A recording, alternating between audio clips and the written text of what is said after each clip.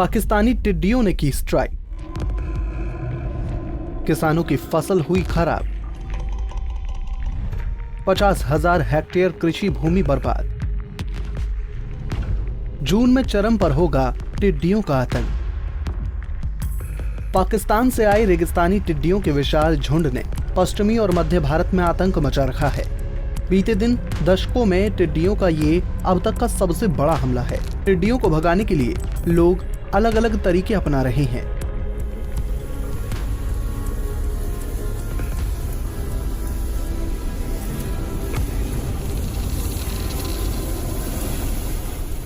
कहीं कीटनाशक का छिड़काव चल रहा है, कहीं बर्तन शंख मंजीरे बजाकर टिड्डियों को भगाने की कोशिश। यहाँ देखिए डीजे बजाकर टिड्डियों को भगाने की कोशिश हो रही है।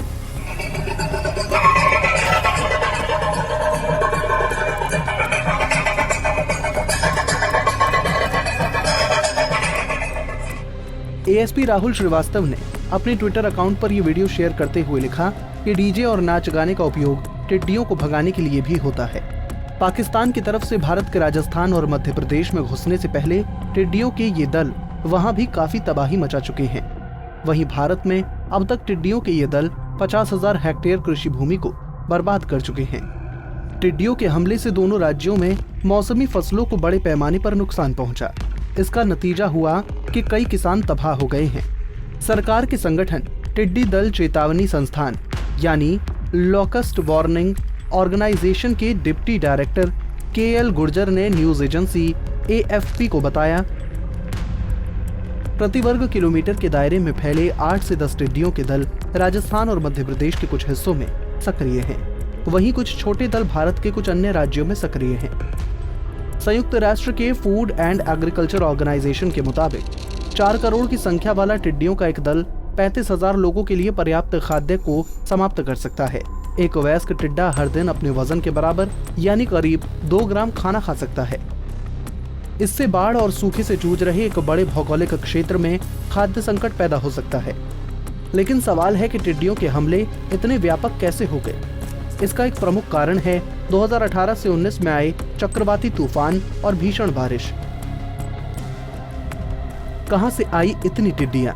संयुक्त राष्ट्र के अनुसार 2018 से 19 में भारी बारिश और चक्रवात ने पिछले साल की शुरुआत में अरब प्रायद्वीप पर टिड्डियों के प्रजनन में बढ़ोतरी की और नम और अनुकूल पर्यावरण की वजह से टिड्डियों की 3 पीढ़ियां फलती फूलती रहीं। रेगिस्तानी टिड्डे पारंपरिक रूप से पश्चिमी अफ्रीका और भारत के बीच के 1.6 करोड़ वर्ग किलोमीटर के क्षेत्र में रहते हैं। 2 साल पहले अरब प्रायद्वीप पर टिड्डियों की आबादी में काफी तेजी से वृद्धि हुई। साल 2019 की शुरुआत में टिड्डियों का पहला दल यमन, सऊदी अरब से होता हुआ ईरान और फिर पूर्वी अफ्रीका पहुंचा। बीते साल के अंत तक नए दल बने और कीनिया, जिबूती और इरिट्रिया तक पहुंच गए और फिर वहां से दुनिया के दूसरे देशों में। भारत में क्या है मौजूदा स्थिति? पाकिस्तान की सीमा से लगे राजस्थान के कुछ इलाकों पर हर साल टिड्डियों के हमले का खामियाजा उठाना पड़ता है। लेकिन बीते साल दशकों में ऐसा पहली बार हुआ जब टिड्डियों का हमला इतना व्यापक है और टिड्डियों के ये दल उत्तर प्रदेश और मध्य प्रदेश तक में प्रवेश कर चुके हैं।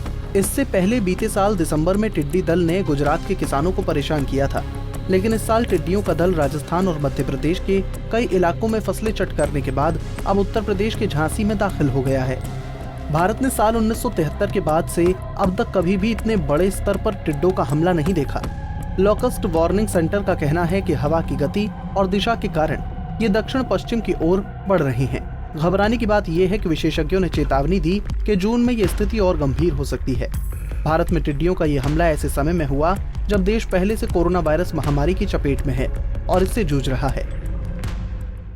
हमसे जुड़े रहने के लिए हमारे YouTube चैनल को सब्सक्राइब करें और नई वीडियो की नोटिफिकेशन के लिए बेल आइकॉन को दबाएं।